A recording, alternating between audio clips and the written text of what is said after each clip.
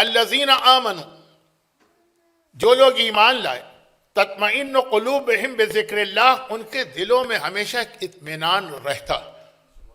کیوں اطمینان کیوں رہتا ہے؟ بذکر اللہ، ذکر خدا کی وجہ سے۔ اور قرآن کہتا ہے کہ خالی ان کی بات نہیں ہے، فارمولہ یاد رکھو، ایک اصول یاد رکھو، الا بذکر اللہ تطمئن القلوب، یہ اللہ کا ذکر ہے جو دلوں کو اطمینان دیا کرتا ہے۔ الذین آمنوا وعملوا الصالحات لہم طوبی وحسن مآب، اور جو اس طریقے سے زندگی گزاریں گے ان کو توبہ بھی ملے گی اور ان کا انجام بخیر ہوگا۔ اس کی تشریح میں ہی میری لاسٹ اسپیچ گزر گئی تھی، لیکن جو پہلے قرآن نے فارمولہ بتایا، الا بذکر اللہ تطمئن القلوب، یاد رکھو یہ ذکر خدا ہے جو دلوں کو اطمینان بخشتا ہے۔ جو لوگ میری مجالس بہت ریگولر سنتے ہیں انہیں ایک چیز یہ بھی معلوم ہو گئی کہ بعض وجوہات کی بنا پر میں اپنی کچھ بیماریوں کا تذکرہ ممبر سے کرتا رہتا ہوں۔ کچھ معذرتیں کرنا ہوتی ہیں، کبھی تقریر ایسی الجھ جاتی ہے، کبھی سیکوینس ٹوٹ جاتا ہے۔ مثلا جو آج کل ہر تیسرے آدمی کو ایک بیماری ہے، شوگر کی بیماری، میں بہت پرانا مریض ہوں، کچھ نئے ہیں، کچھ بارڈر لائن پہ کھڑے ہیں، مثلا بلڈ پریشر، لیکن الحمدللہ ابھی تک کارڈیو کی کسی بیماری میں نہیں ہوں، مثلا کڈنی۔ اچھا، اب میں یہ جملہ میں نے کیوں کہا؟ اپنے حالات نہیں بیان کرنا ہے، جس امام معصوم کا تذکرہ ہے ان کے حالات بیان کرنا ہے۔ جملہ میں نے اس لیے عرض کیا کہ تقریباً میرے پاس 40 سال کا تجربہ ہے بیماریوں کا، اور اتنے سارے دنیا کے مختلف علاقوں میں جانے کا موقع ملتا ہے، اور جہاں بھی جاتا ہوں بہرحال مومنین کرام، چونکہ ٹیمپریری جاتا ہوں نا، ایک ہفتے 10 دن 15 دن بڑی محبت سے ملتے ہیں۔ آسٹریلیا کی طرح تو نہیں ہے کہ یہاں پہ ایک بوجھ اور برڈن بن گیا ہوں کہ تو یہیں جم کے رہ گئے۔ تو اب جب محبت سے ملتے ہیں تو ڈاکٹرز بھی ہوتے ہیں، اسپیشلسٹ بھی ہوتے ہیں، سرجن بھی ہوتے ہیں، ہر آدمی کوئی نہ کوئی نئی بات بتاتا ہے، لیکن تمام باتوں کا خلاصہ یہ کہ آج کی 90% بیماریاں اس لیے ہیں کہ انسان کے پاس دل کا اطمینان نہیں ہے، یہ ڈپریشن ہے، اسٹریس ہے، ٹینشن ہے، چنانچہ اس کے لیے کوئی آدمی سلیپنگ پل لیتا ہے، کوئی آدمی ٹرینکولائزر لیتا ہے، کوئی آدمی ڈرگز لیتا ہے، کوئی آدمی شراب پیتا ہے، کوئی آدمی میوزک، لیکن اس سے مسئلہ حل نہیں ہوتا۔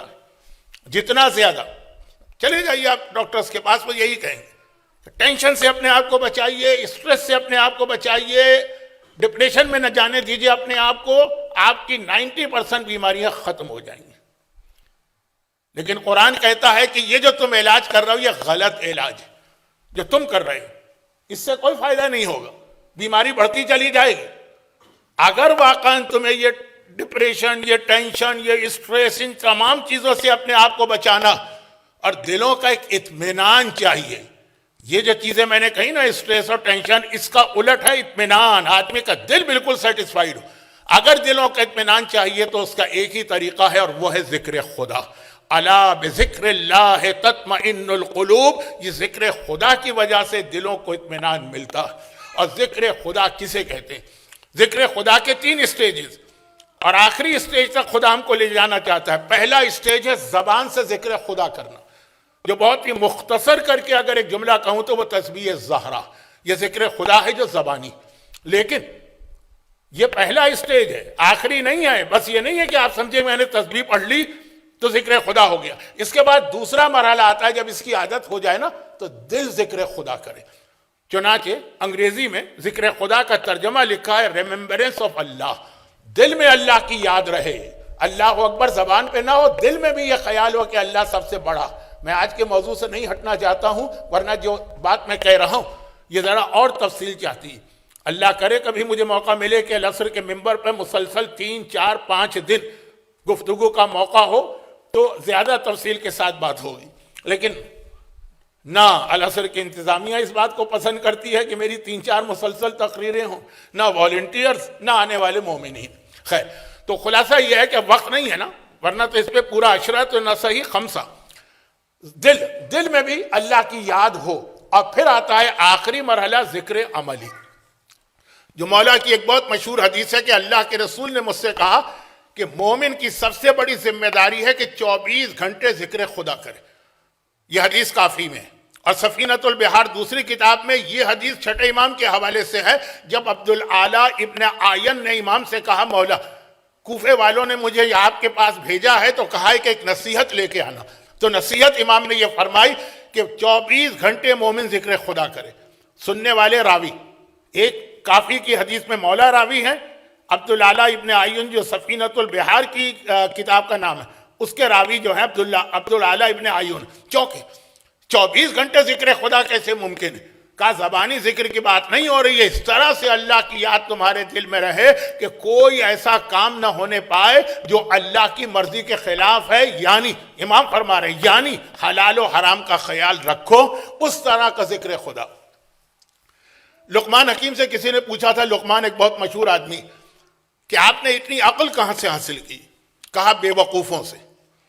چونکہ کہا بے وقوفوں سے؟ کہا ہاں، ان کا جو عمل میں دیکھتا تھا اور اس پر ہنسی آتی تھی اس کو چھوڑ کے اس کا الٹ عمل کرتا تھا۔ تو کبھی کافر و مشرک، گناہگار اور خطاکار، ان سے آدمی نصیحت لیتا ہے۔ حضرت یوسف کو زلیخا نے کمرے میں بند کر دیا، پورا واقعہ قرآن میں ہے سورہ یوسف، بلکہ اس کی تو شاید کوئی فلم بھی بنائی گئی ہے ایران میں۔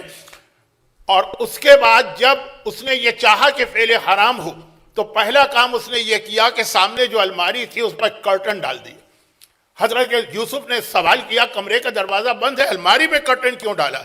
کہا کہ اس میں میرا خدا بیٹھا ہے، بت تھا۔ بت پرست اپنے گھروں میں بتوں کو سجاتے ہیں، اللہ کے ماننے والے خانہ کعبہ کی شبیہ، روضہ رسول کی شبیہ، معصومین کے روزوں کی شبیہ، بت پرست بتوں کو رکھتے ہیں۔ کہا کہ اس میں میرا خدا ہے تو مجھے شرم و حیا آ رہی ہے کہ اپنے خدا کے سامنے کیسے گناہ کروں، اس لیے میں نے پردہ ڈال لیا ہے تاکہ وہ مجھے نہ دیکھے اور پھر میں اس کا قانون توڑوں۔ حضرت یوسف جو وہاں سے نکلے، بلکہ لفظ تو لوگ لکھتے ہیں کہ بھاگے، اب یہ لفظ نبی کی شان کے خلاف ہے، اس کمرے سے نکلے اور یہ کہتے ہوئے نکلے کہ تیرا جو خدا اس پر اگر پردہ پڑ جائے تو تجھے نہیں دیکھ سکتا ہے، لیکن میرا جو پروردگار ہے وہ ہر لمحے مجھے دیکھتا ہے اور کوئی پردہ اس کو نہیں روک سکتا ہے۔ یہ ہے ذکر خدا حقیقی۔ اس طرح سے اللہ کو یاد کرو۔ زلیخا کے واقعے سے یوسف ایک پیغام ہم کو دے رہے ہیں، ان کا خدا ہوگا کہ پردہ ڈال لینے سے یا اس کی آنکھیں بند کر لینے سے وہ آپ کو نہیں دیکھے گا، لیکن جو ہمارا خدا ہے، ہمارے خدا سے مطلب جو خدائے برحق ہے، جو حقیقی خدا ہے، جو رب العالمین ہے، اس کو نہ کوئی پردہ روک سکتا ہے، نہ ہمارا کہیں چھپ کے گناہ کرنا۔